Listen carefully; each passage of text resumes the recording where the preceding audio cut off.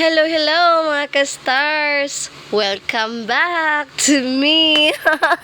So, tantad na wala naka-upload ng videos, no? So, here we go again! Ano po tayo videos nga i-upload. So, for today's video, manglaag ta sa Moriah Nature Spring, located at Porok 22, Mount Ararat, Bayugan City.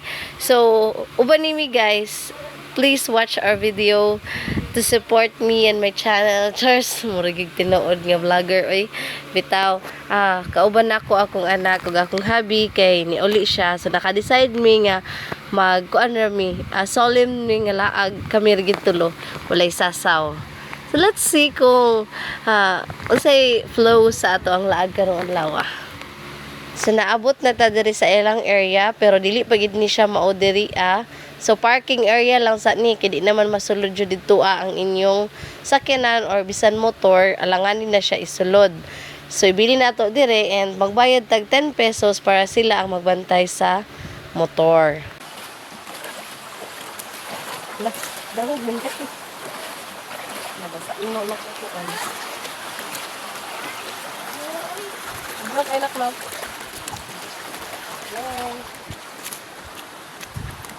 So, kasalod na karon sa Moriah.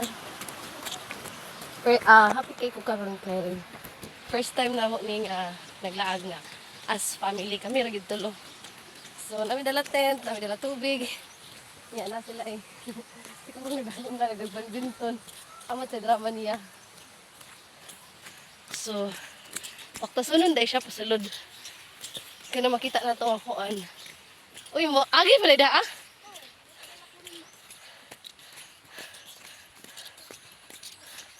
Kailangan na ginato mag-exercise kay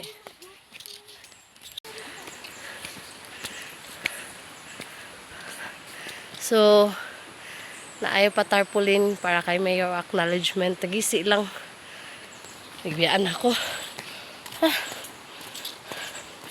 Nako eh.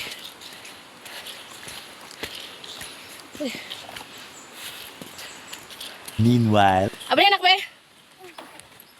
Wala pa oras maglamas ako. Gani ako po.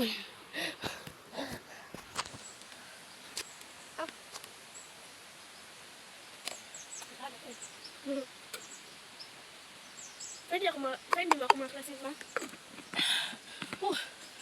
Ang masipon. Hados bag. Ang mama lagi ni Jan Makay. Ano siya, kabalo din na maganang silang gijong kasi. Pinagdaan ko siya sa iyo. Ay mo. Isa mo na si Jan. Saan? Wala, nakalimot ko. Kaya ako niya dito. Gano'n ang tawag sa iyo. Grabe makasigag ilong diri aso bagay gid ini sa ako kay. Ano mo gamay ka? Need ba na akong exercise. Ay, sundin mo ba? Sundin mo.